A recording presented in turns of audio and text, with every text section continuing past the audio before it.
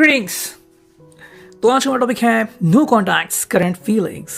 ठीक है, हमने लिए हैं दो ऑब्जेक्ट, ये है टैरो और ये है ट्विन फ्लेम ओरेकल। तो let's connect with it. Channel को लाइक कीजिए, शेयर कीजिए, subscribe and bell notification definitely on कर लीजिए। ओके, तो हम करने वाले हैं reading regarding the no contact situation.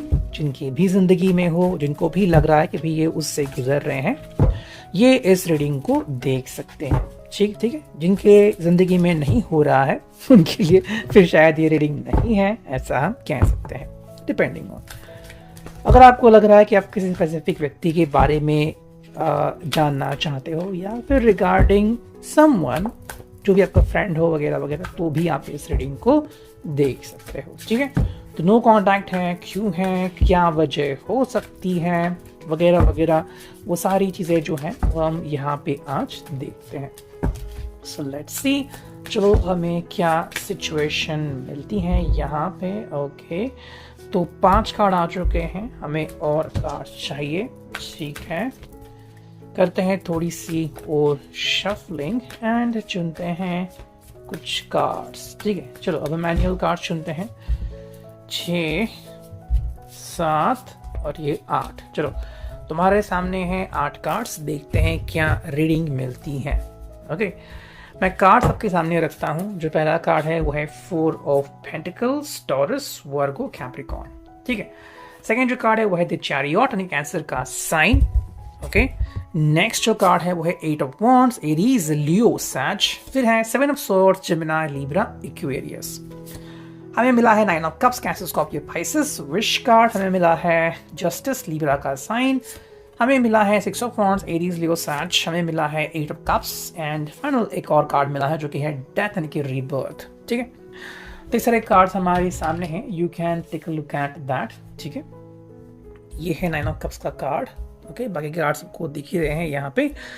तो अगर हम सिचुएशन को देखें किसी एंगल से तो क्या इंफॉर्मेशन मिलती है, ओके, जानते हैं।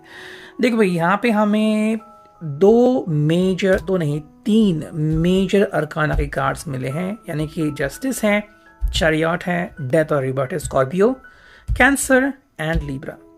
यानी कि स्पिरिचुअल अंडरस्टैंडिंग तो बहुत आ रही है, यानी कि अगर कोई नो कॉन्टैक्ट सिचुएशन में है तो शायद कोई कर्मफल है, इसकी वजह से नो कॉन्टैक्ट आ चुका है, या फिर कहीं ना कहीं पूर्व जन्म का भी कुछ हो सकता है जो कि अभी इस वक्त उनके ज़िंदगी में ये चीज़ें आ रही हैं। ध्यान दीजिए कि इसका असर दोनों तरफ होता है, हाँ कम ज़्यादा ये मैं मान सकता हूँ। अगर हम शुरुआत से ही देखते हैं तो देखो, हमें पहला कार्ड मिला है 4 ऑफ पेंटिकल्स, यानी कि ये व्यक्ति जो है वो ऐसे हालात में क्या करना है इसके बारे में सोच ज़रूर रहा है लेकिन कुछ कर नहीं रहा है। जैसे कि मान लो किसी की हालत ख़राब है लेकिन वो जा ही नहीं रहा है डॉक्टर के पास, वैसे ही बैठ रहा है कि भाई मे बी अपने आप ठीक हो जाएगा, फिर कुछ और तो वो चीज़ है। ज़्यादा से ज़्यादा शायद कुछ मैसेजेस आप एक्सपेक्ट कर सकते हो या फिर स्लाइट लिटिल बिट कॉल्स, लेकिन उससे ज़्यादा नहीं। एंड ये चीज़ हम यहाँ पे एक्सपेक्ट कर सकते हैं। तो कई बार क्या होता है ना कि हम बस वेट करते हैं कि ज़िंदगी बदल जाए या फिर परिस्थिति बदल जाए एंड सब कुछ सही हो जाए, ये हमारी सोच होती है, लेकिन सोच से दुनिया नहीं चलती, दुनिया के अपने रूल्स होते हैं। वही चीज़ हमें यहाँ पे देखने को मिलती है। जो मैं कह रहा था रिगार्डिंग पास्ट कर्म या फिर पास्ट लाइफ, ये है जस्टिस, लिब्रा का साइन। कहीं ना कहीं जस्टिस भी मिलना चाहिए। तो अगर इनके खुद के कर्म हैं तो इनको भी wheel of Fortune type apply हो रहा है, और मे बी आप दोनों के इस रिश्ते को मान लीजिए ये आपके लिए है ही नहीं, सिर्फ इनके लिए है। इनको भी पता लगना चाहिए कि जब कांटेक्ट टूट जाता है या फिर कांटेक्ट हम नहीं करते तो दिल को क्या होता है। कई बार कोई व्यक्ति खुद को कसूरवार साबित करता है या फिर कहता है कि भाई मेरे से ही गलती हो रही है, या फिर घमंड में कोई व्यक्ति ऐसा करता है, लेकिन बाद में उसे पछतावा होता है। तो शायद पछतावे के लिए ही ऐसा कुछ हो रहा है उसकी ज़िंदगी में, यानी कि भाई ये खुद नहीं कर रहा है, यूनिवर्स इसको शायद करा रही है, ऐसा भी हम कह सकते हैं। हालांकि जस्टिस किसके लिए इंपॉर्टेंट है, आपके लिए या इनके लिए, इसके ऊपर सारा खेल डिपेंडेंट है। ठीक है, अगर आपके लिए भी जस्टिस यहाँ पे सर्विंग हो रहा है तो भी अगर मे बी आपने भी किसी को हर्ट किया था, या फिर अगर आपको ये जानकारी मिलनी चाहिए कि क्या सच में आपके लायक है या फिर आप इसके लायक हो, अगर आपके मन में ऐसा कोई सवाल है तो डायरेक्टली यूनिवर्स आपको ये जवाब दे रही है। अब इस जवाब को आप किस तरह से लेते हो ये आपके ऊपर है। अगर आपको लग रहा है कि नहीं भाई इनके बगैर मैं रह ही नहीं सकता या रह ही नहीं सकती, तो फिर आप अपना एक डिसीजन ले सकते हो।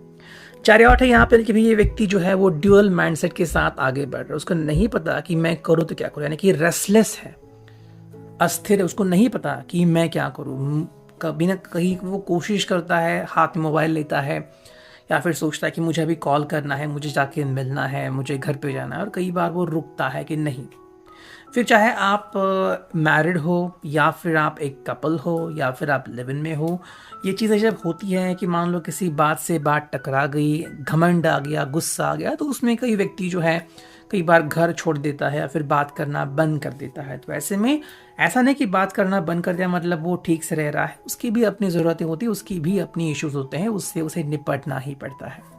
एट ऑफ वॉन्ड्स, तो कहीं ना कहीं ये व्यक्ति चाह रहा है कि उसे एक सही मार्गदर्शन मिले, हालांकि मिलेगा नहीं मिलेगा इसको नहीं पता। सेकेंडली कहीं ना कहीं क्लैशेस बढ़ रहे हैं, जिसको शायद इसको लग रहा था कि फ्रेंड्स भी सपोर्ट करेंगे, वो भी सपोर्ट नहीं कर रहे हैं, वो चीज़ हम यहाँ पे क्लियरली देख रहे हैं। 7 ऑफ सॉर्ड्स से ये व्यक्ति फिर सबसे भाग रहा है, ठीक है।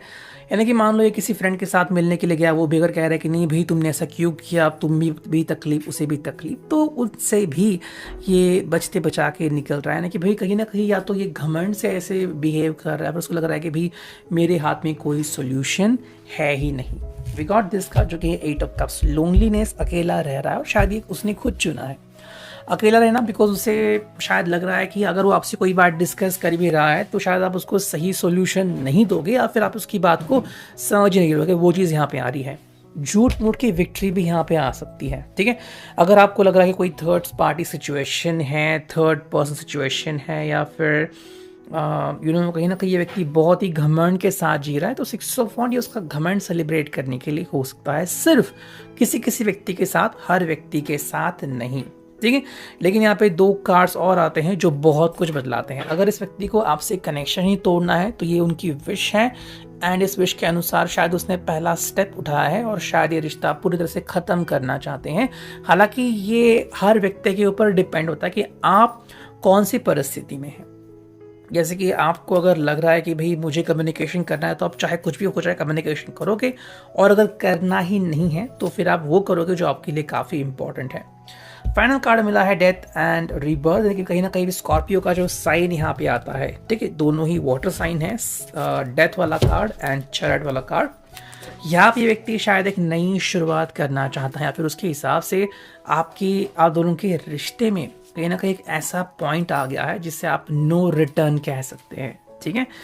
ऐसा कई बार होता है कि मान लो ज़बरदस्ती शादी की गई या फिर अरेंज मैरिज हो रही है, कोई व्यक्ति उसके लिए रेडी नहीं होता कि मैं तो उसके लिए रेडी नहीं हूँ, तो ऐसे में फिर चीज़ें आती है कि मुझे क्या करने की ज़रूरत है।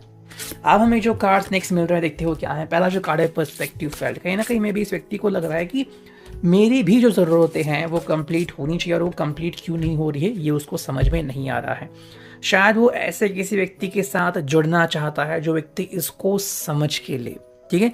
हो सकता है अगर आप मैरिड भी हो तो मे बी आप रिस्पॉन्सिबिलिटी को निभा रहे हो और ये व्यक्ति जो है वो रिस्पॉन्सिबिलिटी के परे जा रहा है, ठीक है। उसके हिसाब से उसको जीवन में रोमांस चाहिए, उसके जीवन में सेक्सुअल अटेंशन चाहिए। अगर ये चीज़ें उसकी कंप्लीट नहीं हो रही है इस रिश्ते में, तो शायद वो कोशिश कर रहा है एक नई शुरुआत करने की। अब अगर आपको ये बहुत ही लाइटली लेना है तो मैं कह सकता हूँ कि मान लो आपका कोई रिश्ता है जिसमें आपने एक लिमिटेशन रखी है, और इस लिमिटेशन से ये व्यक्ति बिल्कुल भी खुश नहीं है, और इसलिए वो चाहता है कि एक और रिश्ता ऐसा बनाया जाए जहाँ पे सारी चीज़ें उसकी कंप्लीट हो जाए, पहले रोमांस एंड फिर सेक्सुअल अटेंशन। जैसी चीज़ें पूरी होती हैं वो अपने आप खुश रहने लगेगा। लेकिन अगर आप दूसरे किसी रिश्ते से आपत्ति जता रहे हो तो शायद ये नो कॉन्टैक्ट करने में ही भलाई समझ सकते हैं। ये था आज का reading. I hope it will resonate.